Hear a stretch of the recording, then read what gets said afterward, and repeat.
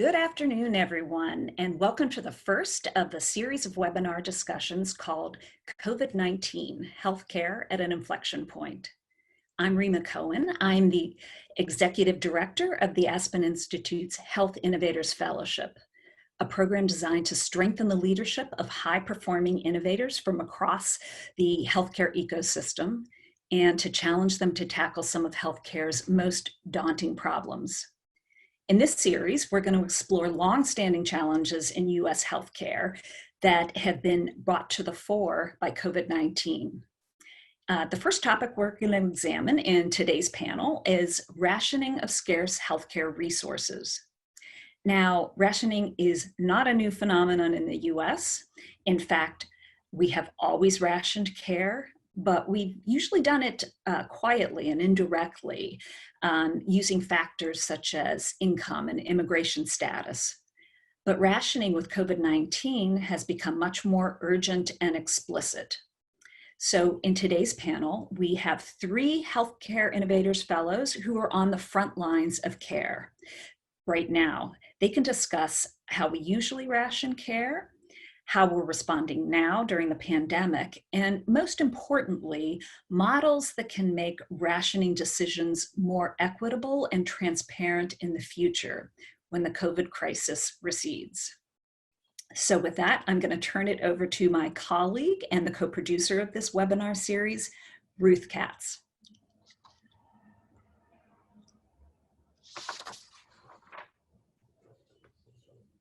Out there for zooming in this afternoon. As Rima just noted, I'm Ruth Katz, Director of the Health Medicine and Society Program at the Aspen Institute. The Health Medicine Society Program is absolutely delighted to be partnering in this series with the Aspen Health Innovators Fellowship, one of the sister programs here at the Aspen Institute. Indeed, it's truly an honor to be working with Rima and the Health Innovator Fellows that you're going to be hearing from today. Now, Rima has already teed up today's webinar just perfectly, and I just want to assure you you're in for a really terrific, interesting conversation. So let me just take a moment to tell you about the program I direct, the Health Medicine and Society Program. We've actually been around for 15 years, came to the Institute in 2005. The program brings together influential groups of thought leaders, decision makers, and the informed public to consider health challenges facing the United States in the 21st century, one of which, of course, we're discussing here today, and to identify practical solutions for addressing them. We do a lot of research, convenings, and publications that support policymakers, scholars, advocates, and other stakeholders in their drive to bring about change.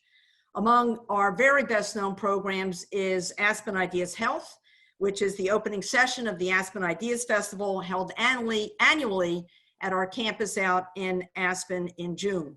Of course, none of us is gonna make it to Aspen this June. We hope all of you might be able to join us there next year.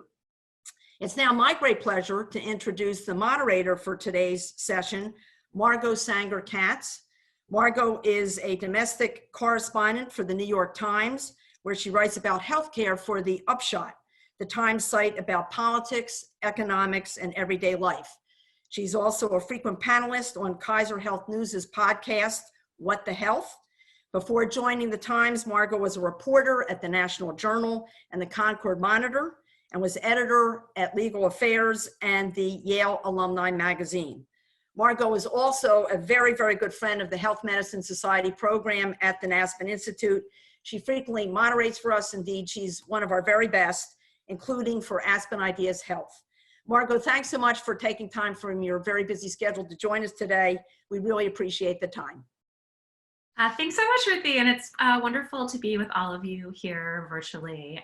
Just a few small programming notes before I introduce our great panelists and we get started, just because this is a new world of technology for all of us. So if you go to the bottom of your screen, you'll see there are a bunch of different options there. If you're having a technical problem with the feed, the chat function might be a place to talk with the people who are running this webinar. They may be able to help you, but this is important.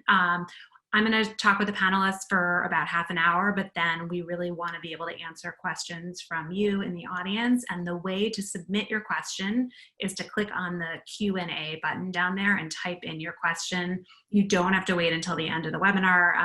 Anytime during our conversation that you want to submit a question, it will go into the queue, and then I will be able to ask it later. And just bear with us if there's weird technical things. I think we're all adjusting to this new reality. But as Rima and Ruthie said, we're going to be talking about rationing and in healthcare, the ways that it's been done historically, and some of the ways that the rationing that has been somewhat invisible has started to become more visible, and conversations about it have started to become more explicit as hospitals are addressing the coronavirus pandemic. Let me introduce my panelists. I'm going to give them relatively brief introductions because I know that you guys all know how to get their detailed biographies, and all of them are extremely impressive and have many important roles. All three of them are physicians in addition to the roles that I'm about to describe. So let me begin with Monica Lipson, who is the Vice Chair for Faculty Affairs and a Division Director for General Internal Medicine at the George Washington Medical Faculty Associates. We have Joe Betancourt, who's a Vice President and Chief Equity and Inclusion Officer at Massachusetts General Hospital and a founder of Disparity Solution Center there. And Stacy Lindau, a professor of medicine at the University of Chicago, the founder of POW Now and president of MAPS Corps. And I just want to thank all of you guys so much for joining us to talk about this conversation. And I wanted to start the conversation by sort of going back in time a little bit and talking about how rationing was occurring in the healthcare system before we had this crisis, because I think it is something that we're talking about explicitly now, but many of you guys have been thinking and writing about and studying the kind of softer and less explicit forms of rationing that have been occurring for a long time. Joe, I don't know if you'd like to start us off by just talking a little bit about the ways that rationing was occurring in the healthcare system before COVID. Sure. I mean, I think, for me, when I think about rationing, I think about particularly the way we provide health insurance to people. And I break it out in a couple of different areas.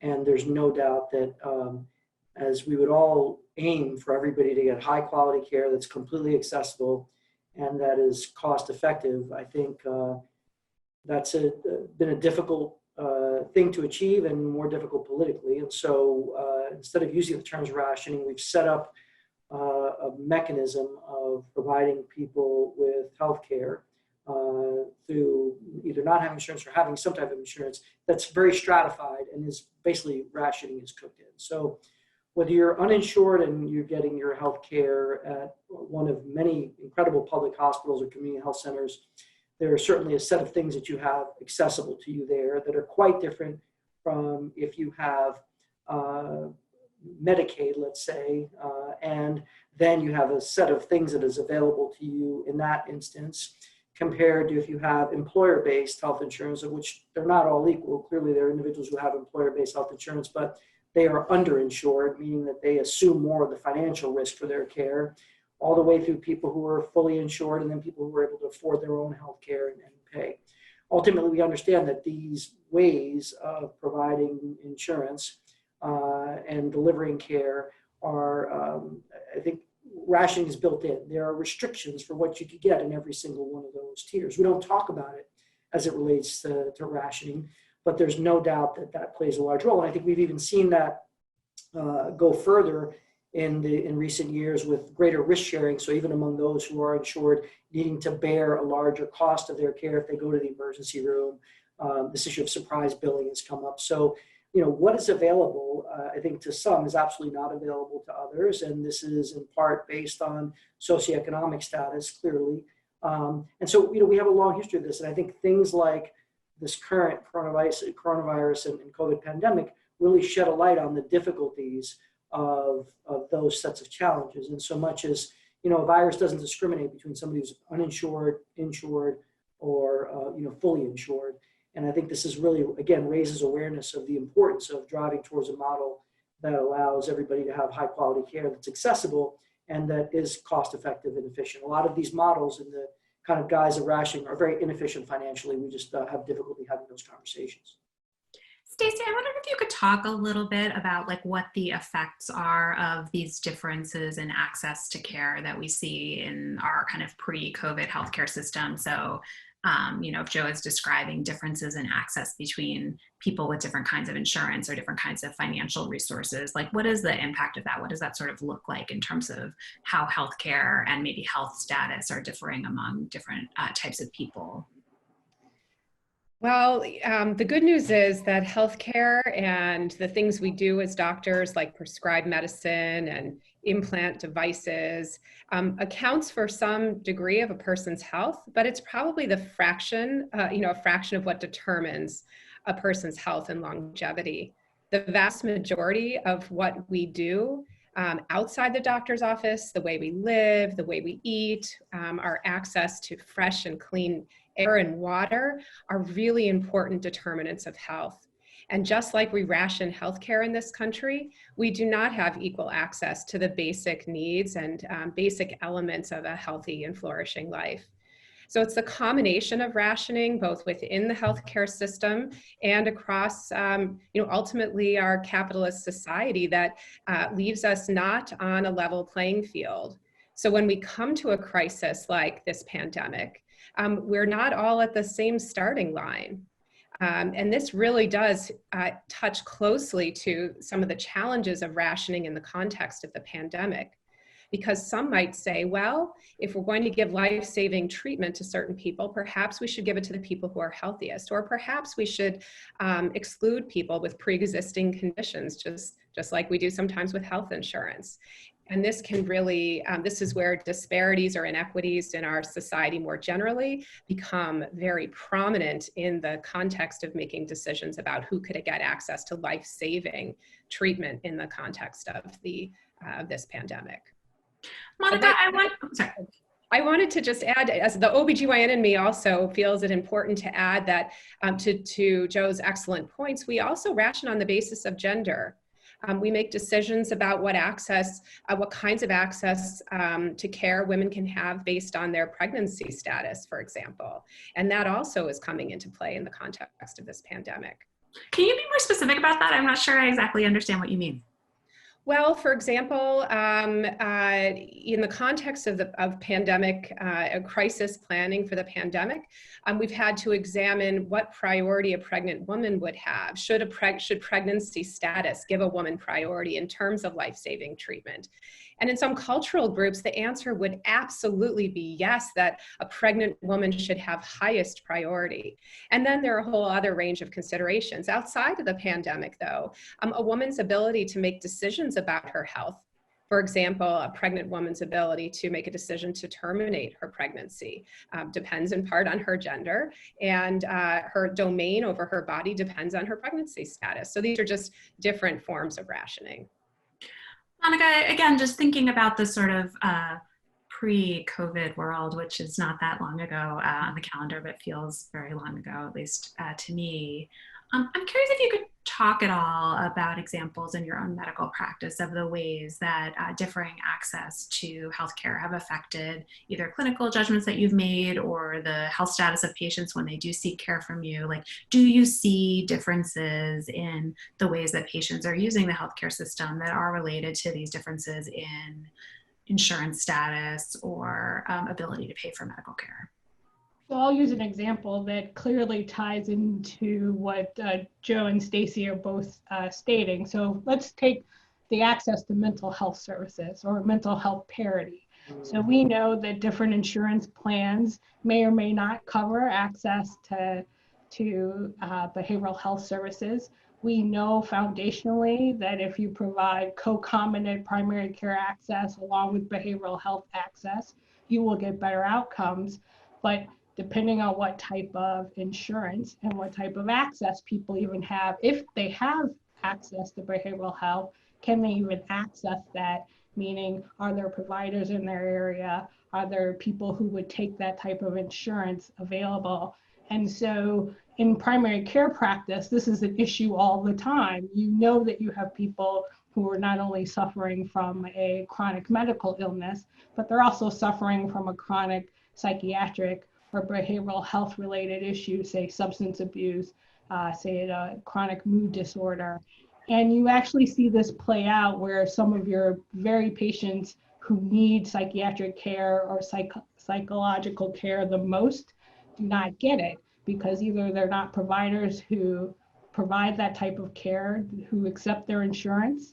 There are providers who don't accept their insurance. I live in the district, and most psychiatric services here in the district, most providers don't take insurance. So you have to be able to pay out of pocket. So that's a huge barrier for many of our patients.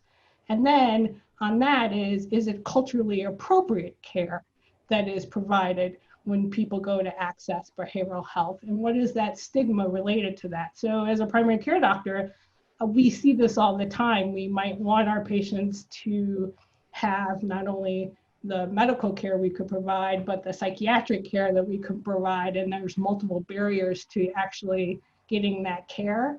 And that's actually one of the most profound implications that we're having now as this COVID crisis plays out, is that very disparity between and lack of parity between physical health and mental health plays itself out at a magnitude of an issue when you're related with the effects of the COVID crisis and what that does to mental illness that are already existing and predisposes you to mental illness post your ability to survive from the effects of COVID.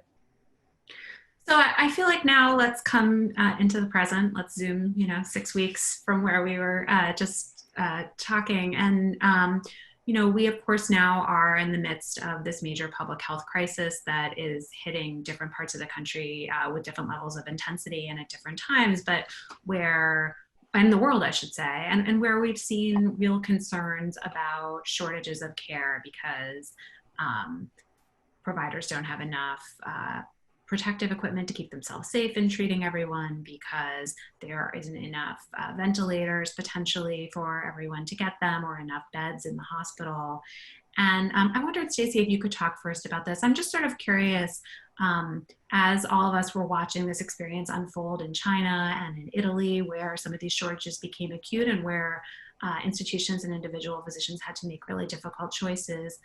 How did your institutions start to think about and plan for the possibility that they would have to make these same kinds of rationing decisions within their own walls? Stacy, what's happening in Chicago? I am so fortunate to work at the University of Chicago, where we've had a center of excellence in medical ethics for, I think, more than 30 years. So we're located on the south side of Chicago. One of the largest contiguous African-American populations in the United States is served by our academic medical center. We have ethicists who are critical care doctors and nurses. We have ethicists in our chaplaincy, even OBGYNs who've been trained in ethics. And so I think we were uniquely prepared both to think about scarce resource allocation, and we have also a tremendous team of experts in infectious diseases, and putting those two together put us in very good position.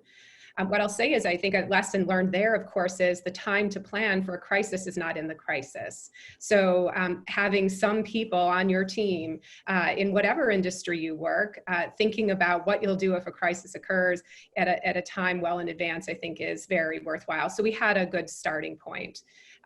Just briefly, without going into too much detail, we're informed by guidelines that came from the then Institute of Medicine, 2012, on planning for these kinds of crises.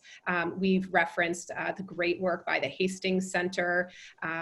Ezekiel Emanuel's writing and work has informed our thinking. And I want to also acknowledge that my colleague Kelly Michelson at Northwestern, a pediatrician, created a group called the Chicago Bioethics Coalition, which has been having weekly meetings and has been a touch point for people assigned to work on scarce resource allocation, like myself, who have been sharing protocols protocols and thinking across institutions and across disciplines. You know, bottom line, what does it look like? We had to put in place teams of people who were not on the front line. I'm really on the bench. I'm remote, supporting the frontline critical care and emergency care and primary care colleagues, preparing to make scarce resource allocation decisions should that problem arise. We have two teams. We have a primary scarce resource allocation team and we have an appeals team. And in our model, both of these teams would be activated anytime a decision needs to be made. We, like almost everyone in the world having to make these decisions, we use an algorithm called SOFA. This is an algorithm that gives a score for organ failure or the condition of the organs in the body and assigns people access to life-saving treatment based largely on this SOFA score. We explicitly do not make decisions based on race, ethnicity, religion, sexual orientation, disabilities, etc. We work very hard to not discriminate. And I'll say the last piece of our approach that I think is critically important and is reflected in the recommendations from the Institute of Medicine and others is engagement with the community we serve. So we accessed a group called our Community Advisory Review Council. These are individual stakeholders from the South Side of Chicago who consult with us on our community-based research. We ask them to review the protocol in its early form, to give feedback and input, and identify the areas not only of consensus, but also where then engagement with the community in thinking about how life and death decisions are going to be made on the ground in the community is absolutely essential. So, Stacy, it is interesting when you look at the SOFA guidelines, and I think this has been part of the controversy, and we do the same thing in the district based on really the Maryland framework of allocation of scarce resources, which really looked at that. All the hospitals in the district have the same triage plans so that we can prevent hospital shopping if we have to get to crisis standards of care. But even myself looks at SOFA and says, well, given that your organs are damaged, if you have pre-existing conditions, SOFA is already set up to cause disparities already inherent in the algorithm. And I think that's part of the controversy. If you take kidney disease, where we know you've got a 2-time risk for that for being African American, you're already set up in the SOFA criteria to get a score of 2 to 3 points with chronic kidney disease. So I think even though we all have these algorithms, and I think it makes sense, I think part of the controversy really is that scoring algorithm already set up to fail when we want to think about equity? I think that's an absolutely critical question. And I know one that was part of the discussion in our community with our community members about the approach here. And so the next question then is what is an alternative approach? Now, fortunately, we haven't gotten to this point in Chicago, at the University of Chicago. Some of our community hospitals have to be exceedingly close to having to implement these protocols. And so if the dominant framework is not acceptable, then what are our alternatives? And I agree with you, this has been a very active area of discussion, both not only in our community, but also with the Chicago Bioethics Coalition. Do you have, what's your thinking on that, Monica? Some of the things we've been thinking about is as you set up your triage committee, so you have both the triage committee and the appeals committee. And I've been sort of thinking about this here in our own backyard is how diverse is that committee?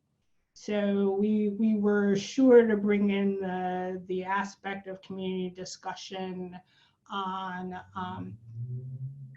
to bear, but where is the diversity even of the people sitting on the committee to bring in the perspective when looking at the algorithm? Because my favorite conversation is when scores are equal, what type of justice what type of ethics are we going to use? Are we going to use instrumental ethics where the healthcare provider or the first responder gets first dibs? in a scarce resource? Do we use utilitarian ethics in that situation? So when the scores are even, how do we execute that decision in a way that we could go back to that community council and not be broken as a profession to have this discussion?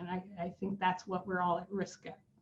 Yeah, Joe, I'm curious for your thoughts about this, because it seems like on the one hand, it's helpful to have these algorithms and have committees and have process so that individual healthcare providers aren't having to make difficult choices on the fly. But I wonder, in practice, when you're caring for patients, how well those kinds of systems sort of fit with what feels right, or to what degree they may be giving you answers that feel arbitrary or unfair. Yeah, I have a lot of very strong feelings about this topic. We've been involved here in Massachusetts with the crisis standards of care. Crisis standards of care, there's two approaches to this. First come, first serve. You kind of just vents here, go with that, or some standard, as Monica says, that hopefully is developed at a statewide or district-wide level, so that there's not the sense of unequal. I've spent countless hours in this process over the last few weeks. And I just want to tie a couple of quick points in together. There's no doubt that for us, we had our crisis standards of care gathering dust. They were developed, 8 years ago, and people were happy with them. But I don't think, just to be clear, that a diverse community of caregivers and leaders with experience in health equity and disability, as two examples, were really ever included in that process out of the starting gate. And then what happens there, even among very well-intentioned people, is you begin to hold a lot of truths self-evident, a lot of algorithms that we have been looking at, that we have held as truths, and then that gets baked in. And what happens is, in the time of crisis, all of a sudden this comes up. And what you've seen with the crisis standards of care across the country is an activation of the equity and disability community. Say, wait a minute, like I hadn't seen that. Let me take a look at that. I want to question the SOFA score. I want to question the inclusion of comorbidities. I want to question the statement where we say, clearly we're not going to include race or any of these other factors. And while that is a critical statement to make, when people of color like myself and others who hear race neutral, to me, that's communicating, race neutral has always meant people of color get less, right? So you have to do a couple of things in my view. Number one, you really need to say, we want to bring an equity framework to this from the start. Now, obviously, we're having to do it now. We're trying to use this burning platform to do it. And even though we're not going to, we pray, and I don't think we're going to get to need to use the crisis standards, I think it's caused everybody to activate and say, let's really question all of this. Let's bring an equity framework to this. Let's say we're not going to use race, but we're also going to track for race to make sure it doesn't have disproportionate impact. We're going to put a series of guardrails in that includes people at all steps of the process that represent different perspectives, and not just community people, but healthcare leaders who can really bring evidence-based discussion and I think debate to a lot of these scores that we hold as self-evident. And that, I think for us, one of our biggest debates has been the tiebreaker being comorbidities and age being a third kind of tiebreaker. When in fact, if you look at the COVID crisis, age is one of the biggest predictors of a poor outcome. And so I think this has created, clearly an activation among the equity and I'd also argue the disability community that we shouldn't use, that we're talking a lot about not wasting an opportunity in the midst of crisis, and we're trying to not waste that, because I think people are questioning all aspects of this crisis standards of care. And while we understand that an approach needs to be put in, there's a lot about this approach, I think, that hasn't been inclusive, and the results are such that it has raised a lot of alarms among people who care deeply about equity and disability, is just two topics that I've mentioned. If I could jump in, I think Joe and Monica both have made some absolutely essential points, and I don't know how many people in the audience are, in a healthcare context or working in an organization that is currently forming these guidelines, but there certainly are major lessons to be learned from what our experiences collectively have been. I just wanted to share an interesting conversation that has come up in Chicago in the context of the Bioethics Coalition. So as Monica raised the point of tiebreakers, what happens if two individuals have the same points on the scoring system and a decision has to be made quickly? Institutions have been having conversations about tiebreakers. Literally, that phrase is being used. Our institution has chosen not to use comorbidities or pre-existing illnesses as a basis for tiebreakers, specifically for these disparities concerns, although I agree with Monica that organs do reflect pre-existing conditions, so that is a problem with SOFA. But one area of tiebreaker that seems to be quite common, and I'm interested to hear if this is true for Joe and Monica, is first responder status. So there has been some community consensus, including healthcare workers and community members, at least in our context, who would say that first responders, people on the front line, all else being equal, should have some privilege as a tiebreaker. And we sort of unpacked why that was, and it was people raised the idea of, well, they've made a sacrifice for others, or we need to save their lives because they have highly specialized skills and knowledge that we need for the next wave of these illnesses. And so a question that occurred to me is, well, if we want to look at this through a disparities lens, people who come That's not equitable. Right. Right. So we know our workforce. Yes. It's not equally distributed. That's exactly right. So people of color, especially men of color in medical school, there's a huge a decline in the numbers of men matriculating into medical schools. So they're disadvantaged among healthcare professionals as well.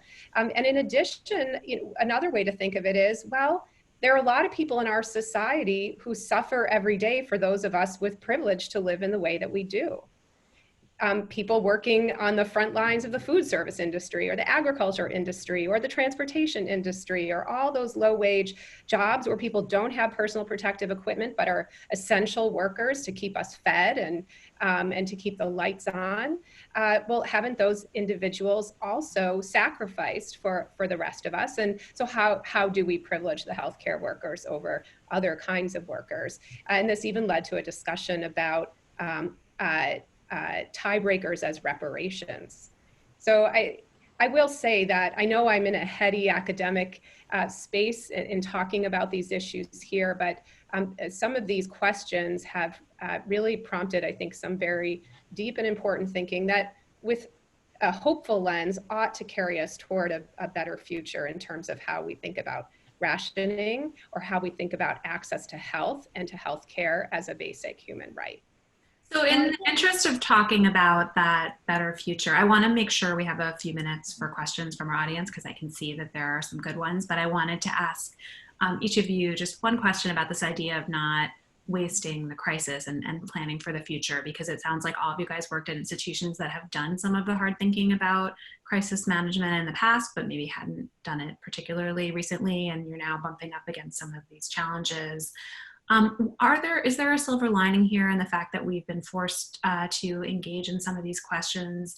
Are there things that we can do better for the future, either as individuals who want to make our own health wishes known to the people who might be caring for us when we get really sick, or for institutions like hospitals or even governments? Like, is it appropriate that each of you guys in your separate institutions are having to independently come up with your own criteria? I guess I just am hoping that maybe each of you can just think about one thing that we can learn from this moment that might be helpful in planning for the future. Monica, do you want to go first? So I think Joe mentioned this. So one is we need more data. I think we need more data, we need more research. And if we lose this opportunity, the three of us have been working in this area for literally as long as I've known both of my colleagues, so that's 2 or 3 decades. And these issues aren't new, but we should use this opportunity to really try to figure out how to overcome them, how to actually move to health equity as a underlying fundamental principle of how we deliver health and health care. So I think the advocacy role for all of us in the midst of the pandemic is really key. And with that, we need more research and we need more data. what's really happening to vulnerable communities. I think that's one. And as a small note, every Sunday for the last 6 weeks, I've been doing a family Zoom, and sometimes it's up to 70 to 80 people. These are mostly African Americans on the south side of Chicago. And what do we talk about? We talk about advanced directives. We talk about what you need to take to the hospital. We talked about who's going to be your advocate when you have to go. And these are some great opportunities. And then we talk about what is the public advocacy that you have to do as citizens to actually change the system. So those are things that I think we need to focus on. Stacy, what can we learn for the future? I have to underscore advanced directives. So every person on this call needs to ask themselves, do they have advanced directives documented? And if you don't, that's a top priority. And Did we just say quickly what an advanced directive is? Yeah, yes, sure. Documenting your end of life wishes.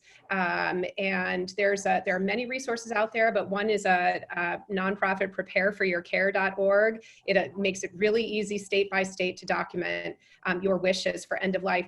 Some of us would know that we don't have long to live, and we would make the decision ourselves to let somebody else have a life-saving treatment if only one of us could. But if that's not documented, it leaves people like us to have to make these decisions on others' behalf.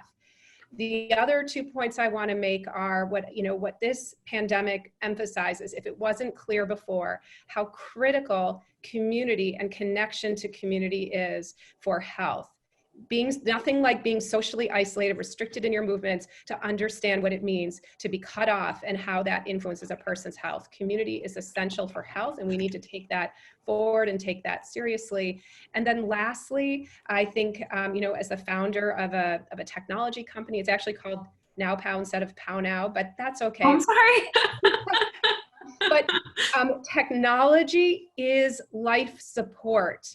We cannot expect people to do the hard work they need to do to care for themselves every single day without the privilege of this kind of connection that we have. Information technology, internet access is life support. And I think we need to carry that forward in the future. So I want to bring in a question from our audience, and I apologize if I mispronounce your name, but Mai DeWeese asks, all of you are practicing medicine in urban areas. Are there issues in rationing healthcare in rural areas that you're not experiencing that might be worth some discussion? And Joe, since I didn't give you a chance to be optimistic in our last question, I wonder if maybe you could take this one. Yeah, I don't know that I have a good answer for that. Not having that experience in rural areas. I mean, I think I would imagine that a lot of the issues still hold true. All the issues that I mentioned earlier around insurance and access and those types of things. I don't imagine that they're different. There's no doubt that the population density has an impact on healthcare. And if we think about, New York and really the volume of people and what that was able to do to the healthcare system compared to maybe a rural area where there might be a different, bed to population capacity, maybe that impacts some of these more serious discussions we're having around crisis standards of care. But, I'm just kind of just surmising on a couple of these things, not having real concrete experience. Another question comes from Jack Ebler, who asks, it sounds like all of you guys have been talking about planning for possible crisis level of care. His question is, do we know of hospitals that have implemented the formal crisis levels of care and had to make these resource allocation decisions through the SOFA scores you guys were talking about or other mechanisms? And what have we learned from them? Monica, are you aware of institutions that have been forced to make these tough calls? So I think some of the hospitals in New York had to get to their crisis standards of care in terms of operationalizing. And I think as we are slowly learning the implications, I think we're also hearing about the mental health toll that it has taken on the healthcare providers when you don't actually have the standards or they're not up and running. There's a whole toll on the care providers as well as the patients. All right, one more question, Stacy, I'm going to kick this one to you. Is from someone named Malik Kahuk, who says, as an eye surgeon, I didn't contemplate the disparities in access that we've had with virtual health. Is virtual health a way to even the playing field, or does it widen the chasm between patient groups? Is this an issue you thought about at all? It is. One of the areas of my research is focused on understanding how to best support caregivers of community residing people with dementia. And our work is focused on the South Side of Chicago and focused especially on African-American caregivers. We had our community advisory board meeting this week. We had several caregivers speaking about their experiences and connecting to care during COVID. The general sense, and so this is anecdotal from this one conversation this week, is that virtual visits, telemedicine would make it immensely easier for caregivers of people with dementia to get their own health care while still being able to care for their loved one and to connect with the care professionals for the person with dementia. The problem being, and one of the caregivers spoke to this, he was on the phone while the rest of us were looking at each other on Zoom. He knows how to use technology. He understands the power of technology for maintaining his and his family's health. He lives in a community where there's one internet service provider. The service is high cost, low quality, poor connection. It's a waste of his time and an insult to his integrity every single time he tries to get on the internet to do his business. So this is what I mean when I say technology is life support. Those technologists and IT people among us have a role to play here in making sure that we make that available as a utility in this country to every single household.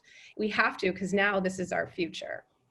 So I'm really sorry to say that with that, I think we need to wind down our conversation. Our panelists are really busy dealing with these difficult decisions and caring for patients. And so I just want to thank Aspen for convening this great conversation, and thank all of you guys for your wonderful thoughts and experiences, and our audience for good questions. I wish I'd had time to get to a few others.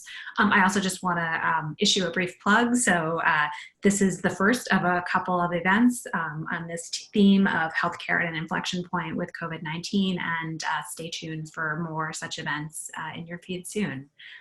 Thank you all so much, and take care.